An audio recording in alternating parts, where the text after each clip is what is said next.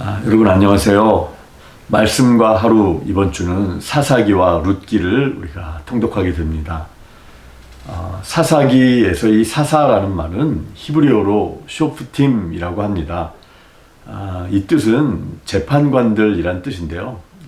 사사기에서 말하는 그 재판관이라는 의미는 단지 재판만 하는 사람이 아니라 재판을 비롯해서 마치 왕처럼 사사들은 백성들을 지도하며 전 영역에 있어서 통치하는 사람들이었습니다. 이스라엘 백성들은 여호수아서까지는 이 여호수아라는 지도자의 통솔을 받아서 대체적으로 하나님께 잘 순종한 것으로 나와 있습니다. 하지만 사사기에서는 여러 지도자들이 있었음에도 불구하고 거듭해서 하나님을 거스르고 또 혼란 가운데 살아가게 됩니다. 사사시대의 이스라엘은 한마디로 사람마다 자기 소견에 옳은 대로 행했다. 그리고 여호와의 목전에서 악을 행했다라고 사사기는 평가하고 있습니다. 사사기에서 이스라엘 백성들이 당하는 고통의 주요 원인은 그들이 주변에 있는 나라들보다 군사적, 경제적으로 약하였거나 열세에 놓였기 때문만은 꼭 아니었습니다. 그것은 그들이 결정적으로 하나님을 떠났기 때문에 고통을 당했던 것입니다. 그리고 그 고통에서 벗어날 수 있는 유일한 해결책은 다른 방법에 의해서가 아니라 바로 다시 하나님과의 올바른 관계 회복을 통해서만 가능했던 것입니다. 사사들의 지위는 왕들처럼 세습되지는 않았습니다. 그래서 사사기에는 온니엘로부터 시작해서 에훗, 삼갈, 드보라, 기드온, 돌라, 야일, 입다, 입산, 엘론, 압돈, 삼손 이렇게 12사람의 사사가 등장하는데요. 그 가운데서 특별히 삼손, 기드온, 입다, 드보라 이런 내용들이 길게 나오고 나머지 사사들은 아주 간단하게만 다루게 됩니다. 사사들의 이야기는 어떤 한 개인이 훌륭하다, 능력이 있다라는 것을 알려준다라기보다는 하나님께서는 출신과 능력과 성품이 다른 여러 종류의 사람들을 부르셔서 당신의 뜻대로 사용하신다라는 것을 보여주고 있습니다. 그리고 그들의 약함에도 불구하고 결점에도 불구하고 여호와의 영이 임할 때 그들은 맡겨주신 사명을 감당할 수 있게 되었습니다. 온니엘, 기드온, 입다, 삼손 같은 사람들이 그것을 잘 보여주고 있는데요. 예를 들면 사사기 3장 10절 말씀에서 온니엘을 보면은 여호와의 영이 그에게 임하셨으므로 그가 이스라엘의 사사가 되어 나아가 싸울 때 여호와께서 메소포타미아 왕 구산 리사다임을 그의 손에 넘겨주었더라. 이렇게 말씀하고 있고요. 또 우리가 잘 아는 기드온, 사사기 6장 34절을 보면은 여호와의 영이 기드온에게 임하시니 기드온이 나팔을 불매 에베네셀이 그의 뒤를 따라 아비에셀이 그의 뒤를 따라 부름을 받으니라 이렇게 말씀하고 있습니다. 또 삼손의 경우도 마찬가지죠. 사사기 14장 6절에 보니까 여호와의 영이 삼손에게 강하게 임하니 그가 손에 아무것도 없이 그 사자를 염소 새끼를 찢는 것 같이 찢었다라고 말씀하고 있습니다. 사사기를 예수 그리스도 구원의 관점, 구속사적으로 바라볼 때 사사기는 우리를 위해 대신 싸워주신 분, 하나님에 의해 일으키심을 받으시고 성령의 충만함을 받으신 분이 우리에게 바로 영원한 지도자 한 분이 필요함을 보여주고 있습니다. 그분은 우리를 위해 하나님께서 약속하신 기업들을 대신 얻게 해주실 인도자이시고 히브리서 12장 2절의 말씀대로 우리의 믿음을 온전하게 해주실 주님이신 예수 그리스도이십니다. 사사기에 이어서 나오는 4장으로 된 짧은 책인 룻기는 나오미와 룻 두 여인의 가정과 인생 이야기라고 할 수 있습니다. 룻기에는 어떤 초자연적인 사건이나 기적들이 등장하지 않습니다. 그러나 룻기에는 다른 어떤 책들 못지않게 출애굽기와 같은 기적의 사건들이 많이 나오는 책들 못지않게 하나님의 손길이 그 이야기 속의 모든 사건들을 인도하고 계시다라는 것을 깨닫게 됩니다. 하나님의 이 감추어진 섭리의 손길은 엘리멜렉이라고 하는 한 사람의 가정에 닥친 불행과 고통으로부터 시작하지만 하나님께서는 마침내 그 가정을 놀랍게 구원해 주시는 것으로 마무리됩니다. 엘리멜렉과 나오미 그리고 며느리 룻의 불행의 이야기는 마지막에 이르러 룻의 남편 보아스를 통해 이새의 아들 다윗이 그 룻의 가문으로 태어나는 그 족보로 마무리됩니다. 즉 불행했던 한 가족의 이야기는 우연처럼 보여지는 많은 일들의 배후에 계신 하나님의 은혜와 섭리로 인해서 결국 구약의 역사의 가장 중요한 인물들 중에 하나인 다윗을, 메시아의 정말 조상이 되는 이 다윗을 태어나게 하는 역할을 하게 됩니다. 가정의 달을 맞아 저와 여러분의 가정, 우리 모두의 삶과 가정 가운데 이 룻기의 가운데 임한 보여지는 그 하나님의 이러한 은혜와 놀라운 섭리, 우연처럼 보이지만 배후에 역사하고 계신 그 하나님의 은혜의 손길, 섭리가 우리 가운데 역사하시고 임하게 되기를 기원합니다.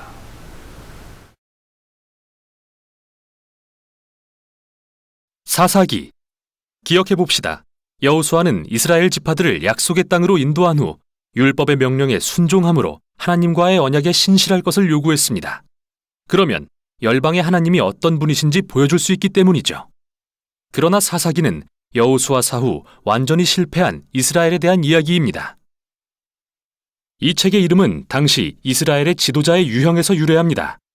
그들에게 왕이 있기 전 사사들이 각 지파를 다스리고 있었는데 이들은 법정의 재판관이 아니라 지역의 정치, 군사적 지도자, 즉 부족장에 가까웠죠. 그리고 경고합니다만 사사기는 매우 충격적이고 폭력적인 책입니다. 이스라엘의 도덕적 타락과 나쁜 리더십, 그리고 이들이 어떻게 가나안 족속과 다를 바 없게 되었는지 알려주죠. 하지만 이 슬픈 이야기는 미래에 희망을 주려는 것이기도 한데요. 책의 구성에서 이를 엿볼 수 있습니다. 긴 서두에서는 이스라엘이 실패한 이유가 남은 가나안 족속을 다 내쫓지 않았기 때문임을 소개합니다. 그리고 긴 본문 부분에서는 점점 타락해가는 이스라엘 사사들을 기록합니다. 시간이 흐르면서 이들이 어떻게 매우 좋음에서 좋음, 나쁨, 그리고 아주 나빠지는지 보여줍니다. 결론은 매우 충격적입니다. 이스라엘 백성 전체의 타락을 보여주는데요. 그럼 각 부분을 좀 더 깊이 살펴보죠. 도입부는 약속의 땅에서 영토를 부여받은 이스라엘 지파들에 대한 기록입니다. 여호수아가 가나안의 주요 성읍들을 정복했지만 여전히 정복할 땅이 많이 남았고 가나안 사람들도 많이 살고 있었죠. 1장에는 이스라엘이 약속의 땅에서 쫓아내지 못한 가나안 족속과 성읍이 길게 나열되는데요. 기억하십시오. 가나안 족속을 쫓아낸 것은 도덕적 타락과 우상에게 자녀를 제물로 바치던 관습을 피하기 위해서였습니다. 하나님은 이스라엘을 거룩한 백성으로 부르셨지만 그렇게 되지 않았죠. 2장은 이스라엘이 가나안 족속과 이웃해 살며 그들의 문화, 종교적 관습을 그대로 수용해버리는 실상을 기술합니다. 여기서 잠시 이야기가 멈추고 2장의 대부분에서 저자는 앞으로 일어날 모든 사건에 대한 개요를 보여줍니다. 이스라엘 역사에서 이 시기는 하얀 곡선을 그리며 더 나빠지기를 반복하죠. 이스라엘은 가나안 족속처럼 되어 하나님을 거역하고 죄를 범하고 하나님은 그들이 가나안 족속에게 정복과 압제를 당하도록 내버려 두십니다. 결국 이스라엘이 자신들의 잘못을 깨닫고 회개하면 하나님은 이스라엘을 구원할 사사를 세워 적을 물리치고 평화의 시대가 오게 해주십니다. 그러나 결국 이스라엘은 또다시 죄를 짓고 처음부터 다시 반복합니다. 이 악순환은 문학적인 구성이자 다음 부분으로 이어지는 흐름인데요. 앞으로 등장할 6명의 주요 사사들에게서 반복되는 현상이죠. 첫 3명의 사사는 온니엘, 에훗, 드보라인데 이들의 이야기는 서사적인 모험담이면서 피비린내가 진동합니다. 사사 자신 또는 그들의 조력자들이 적들을 물리치고 이스라엘 백성을 구해냅니다. 다음 세 사사들의 이야기는 더 깁니다. 이들의 성격적 결함에 초점을 맞추며 그 정도가 점점 심해지는 걸 보여주죠. 기드온은 시작이 꽤 좋았습니다. 겁쟁이였지만 마침내 하나님이 그를 통해 이스라엘을 구하실 수 있다는 것을 신뢰하게 되죠. 그래서 거대한 미디안 군대를 횃불과 항아리를 든 단 300명의 용사로 무찌릅니다. 그러나 성질이 고약했던 기드온은 전투에서 자신을 안 도왔다는 이유로 많은 동족 이스라엘 사람들을 죽입니다. 이때부터 모든 게 추락하기 시작합니다. 그는 전투에서 취한 금으로 우상을 만들었는데 그가 죽고 나자 온 이스라엘이 그 우상을 숭배하며 다시 악순환이 시작되죠. 다음은 입다라는 사사입니다. 그는 산에 사는 폭력배 같은 사람인데 이스라엘의 상황이 심각해지자 장로들이 그에게 가서 도와달라고 구걸합니다. 지도자가 된 입다는 암몬 족속과의 전투에서 효과적으로 많은 승리를 거두지만 이스라엘의 하나님을 너무나 몰라서 마치 가나안의 우상처럼 여기죠. 전투에서 승리하면 딸을 제물로 바치겠다고 서원할 정도로요. 이 비극적인 이야기는 이스라엘이 얼마나 타락했는지 보여주는데요. 이들은 더 이상 자신들의 하나님의 성품을 몰라 살인을 행하고 잘못된 예배를 드리기에 이릅니다. 마지막 사사인 삼손, 역대 최악입니다. 그는 많은 약속을 받고 태어났지만 이스라엘의 하나님과 관계없는 삶을 살았죠. 문란하고 폭력적이며 오만했습니다. 잔인한 전략으로 블레셋을 이겼지만 스스로는 결코 온전한 삶을 살지 못했죠. 그의 삶은 끔찍한 집단 살육의 장면으로 끝이 납니다. 여기서 잠시 짚고 가죠. 여러분은 책의 이 부분에서 반복되는 주제를 발견하셨을 겁니다. 그건 중요한 순간마다 하나님의 영이 사사들에게 능력을 주셔서 구원의 역사를 이루신다는 것입니다. 하나님이 이렇게 엉망인 사람들을 사용하신다고 해서 그들의 결정 전체 또는 일부라도 승인하신다는 뜻은 아닙니다. 하나님은 무엇보다 자기 백성을 구원하고자 하시는데 함께 일해야 할 자가 타락한 지도자들 뿐이니 그들을 사용하신 것뿐이죠. 이 부분 전체는 상황이 얼마나 악화됐는지 보여주려고 구성된 것입니다. 더 이상 이스라엘과 가나안 족속을 구별하지도 못할 지경이죠. 본이 되어야 할 지도자들도 말이죠. 마지막 부분에 오면 온 이스라엘이 타락합니다. 두 개의 비극적인 사건이 나오는데요. 심장이 약한 분은 주의하십시오. 두 사건은 사사기 마지막에 4번 반복되는 이 핵심 구절에 따라 구성됩니다. 그때 이스라엘의 왕이 없으므로 사람이 각기 자기의 소견에 옳은 대로 행하였더라. 첫 번째 사건은 미가라는 이스라엘 사람에 대해서입니다. 그는 개인 소유의 우상신전을 세웠는데 단지파가 보낸 사설부대가 신전을 약탈하고 그의 모든 소유를 훔칩니다. 그리고 평화로운 도시인 라이스를 불태워 모든 거주민을 살해하죠. 정말 끔찍한 이야기입니다. 이스라엘이 하나님을 망각하자 힘이 곧 정의가 되고 마는데요. 마지막 사건은 훨씬 더 심각합니다. 성범죄와 폭력으로 점철된 이 충격적인 이야기는 이스라엘 최초의 내전으로 이어집니다. 매우 충격적인데요. 그게 곧 핵심입니다. 이 사건들은 경고의 메시지인 겁니다. 이스라엘이 이렇게까지 파멸에 이른 것은 그들을 사랑하사 이집트의 종살이에서 구원하신 하나님을 배신한 결과입니다. 이스라엘에게는 다시 구원이 필요한데요. 이번엔 자기 자신들로부터 말이죠. 유일한 희망의 빗줄기는 끝에 반복되는 이 말씀에서 발견됩니다. 사사기를 맺는 마지막 문장인 이 말씀. 이스라엘에 왕이 없으므로. 이렇게 다음 책들의 배경이 준비됐습니다. 앞으로 룻기에는 다윗 왕 가족의 족보, 사무엘상에는 이스라엘 왕권의 기원이 기록됩니다. 그러나 사사기는 비극으로서 그 가치가 있습니다. 인간의 실태를 냉정하게 보여주고 궁극적으로 은혜의 하나님이 그의 백성을 구할 왕을 보내주실 것을 알려주기 때문입니다. 이것이 사사기입니다.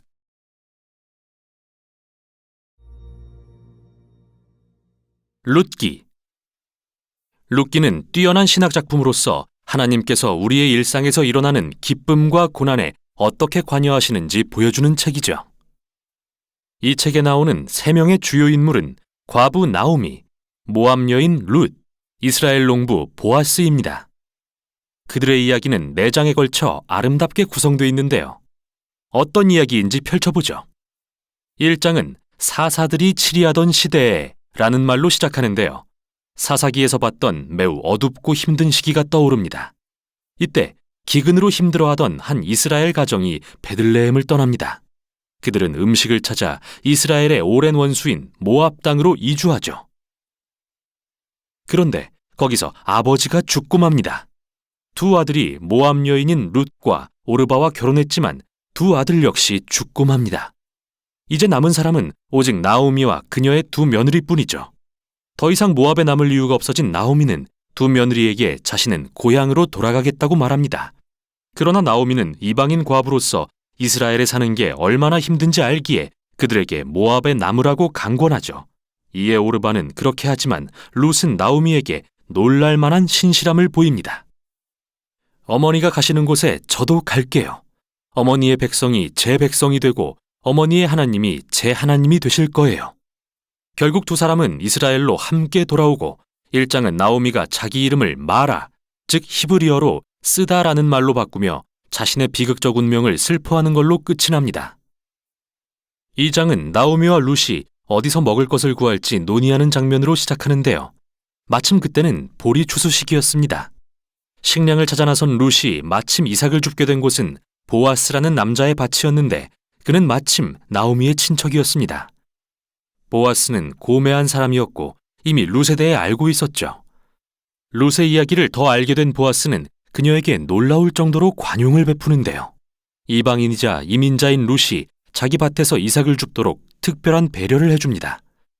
보아스의 이 행동은 율법에 기록된 대로 이방인과 가난한 자를 환대하라는 말씀에 순종한 것이었죠.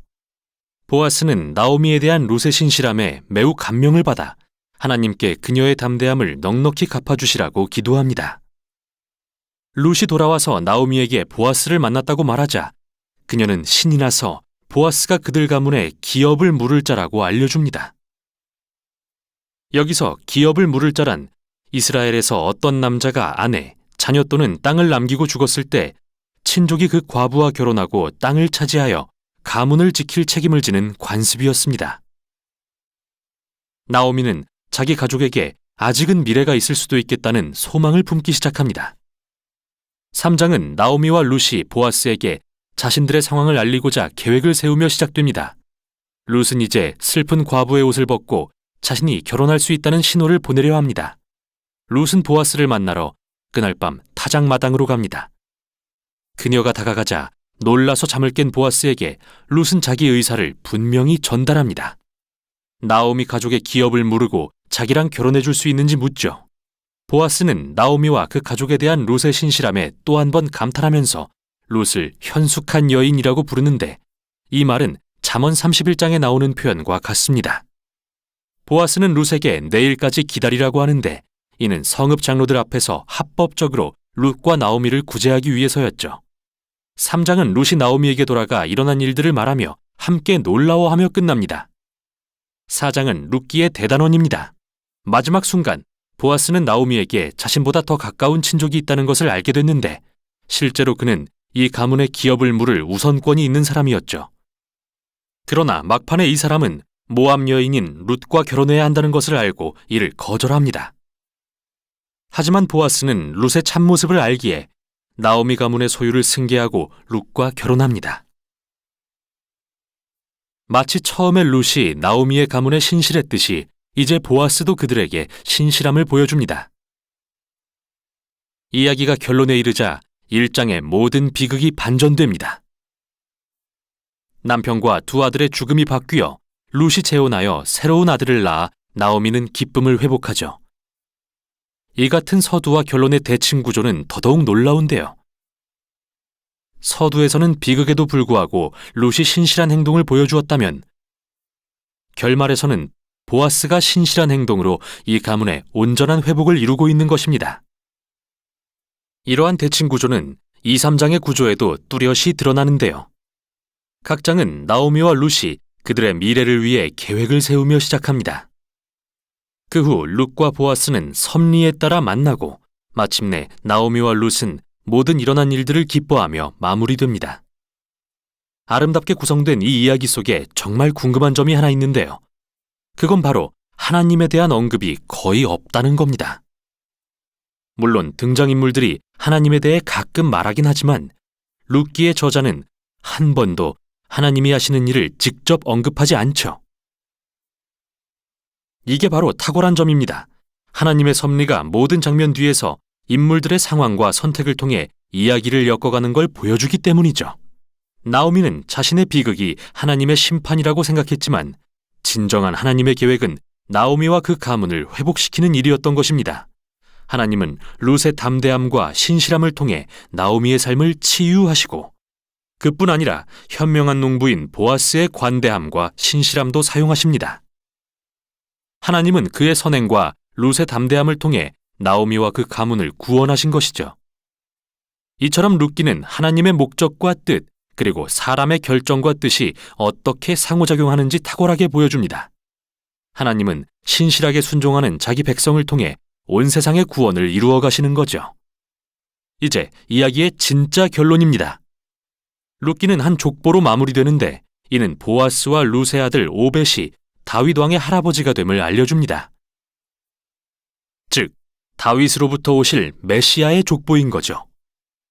이 순간 우리는 이처럼 평범한 일상의 사건들이 모여 하나님의 원대한 구속 사역을 이루어간다는 사실을 깨닫게 됩니다. 룻기는 우리에게 평범한 일상의 삶 속에서 구체적으로 일하고 계시는 하나님의 역사를 묵상해 보라고 권면합니다.